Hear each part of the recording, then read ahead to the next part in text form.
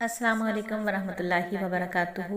शुरू अल्लाह के नाम से जो बड़ा मेहरबान और निहायत रहम करने वाला है। अल्लाह ताला इस कुरान करीम के खुलासे तफसीर को हम सबको पढ़ना, समझना, अमल करना हम पर आसान फरमा दे और इसकी तकमील फरमा दे। 2025 रमज़ान खुलासे तफसीर के इस हल्के में एक बार फिर आप सबके साथ, और जैसा कि हम सब ने डिसाइड किया था अल्लाह ताला की दी हुई तौफीक से, अल्लाह ताला के करम से, कि इंशाल्लाह रमज़ान की तफसीर का ये हल्का हम रमज़ान से 10 दिन पहले शुरू करेंगे ताकि 25वां या 26वें रोज़े तक हमारी कुरान तकमील हो जाए तफसीर की।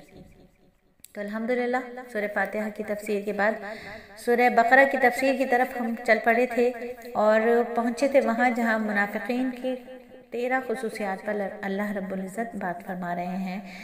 सूरह बकरा का तारुफ हुआ और हमने समझा भी कि सूरह बकरा कुरान करीम की सबसे लंबी सूरत है।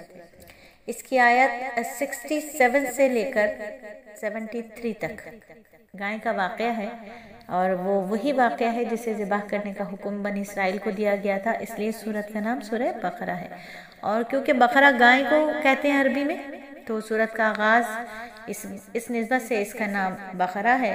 और सूरत का आगाज़ इस्लाम के बुनियादी अकायद यानी तौहीद, आखिरत और रिसालत के बयान से हुआ है और इसी में इंसानों के 3 इक़साम पर अल्लाह रब्बुल इज़्ज़त ने बात फरमाई, कलाम फरमाया।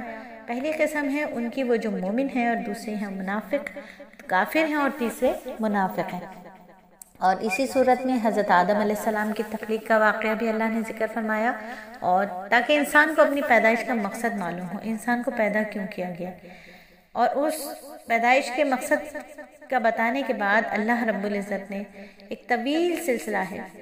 बुनियादी तौर पर तो खिताब यहूदियों से है कि वो बड़ी तादाद में उस वक्त मदीना मुनव्वरा के आसपास मौजूद थे, आबाद थे, और उन पर अल्लाह ताला ने जो नेमतें नाज़िल फरमाई और जिस तरह उन्होंने नाशुक्री और नाफरमानी से काम लिया, इसका मुफस्सल बयान है। पहले पारे के तकरीबन आखिर में हज़रत इब्राहीम अलैहिस्सलाम का तज़किरा है, इसलिए कि उन्हें ना सिर्फ यहूदी और ईसाई बल्कि अरब के बुत परस्त भी अपना पेशवा मानते थे। उन सबको याद दिलाया गया कि वो खालिस तौहीद के कायल थे। कौन? हज़रत इब्राहीम अलैहिस्सलाम। और उन्होंने कभी किसी किस्म का शिर्क गवारा भी नहीं किया था।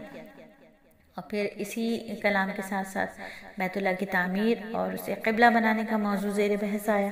दूसरे पारे के शुरू में इसका मुफस्सल अहकाम बयान करने के बाद इस सूरत में मुसलमानों की इनफरादी और इज्तिमाई ज़िंदगी से मुतालिक बहुत सारे अहकामात अल्लाह रब्बुल इज़्ज़त ने बयान फरमाए, जिनमें इबादत से लेकर माशरत, ख़ानदानी उमूर और हुक्मरानी से मुतालिक बहुत से मसाइल दाखिल हैं।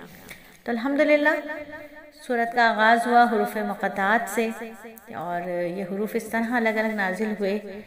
मुख्तलिफ़ सूरतों के शुरू में, मुख्तलिफ़ सूरतों के आगाज़ में इन हुरूफ से सूरत का आगाज़ हो रहा है। इन्हें हुरूफ मुक़त्ताअत कहते हैं। सही बात यह है कि इनका ठीक मतलब तो अल्लाह के सिवा किसी को मालूम नहीं है। ये अल्लाह की किताब का एक राज है जिसकी तहक़ीक़ में पढ़ने की किसी को भी ज़रूरत नहीं है।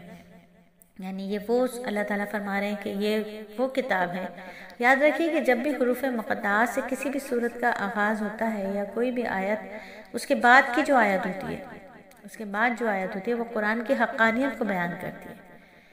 अल्लाह ताला फरमाते हैं कि अलिफ लाम मीम, ये किताब ऐसी है इसमें कोई शक नहीं है, ये हिदायत है उनके लिए जो डरते हैं, यानी डर रखने वालों के लिए हिदायत है। ये हुरूफ मुक़त्ताअत से सूरत का आगाज़ और दूसरी आयत में कुरान की हक़ानियत का बयान।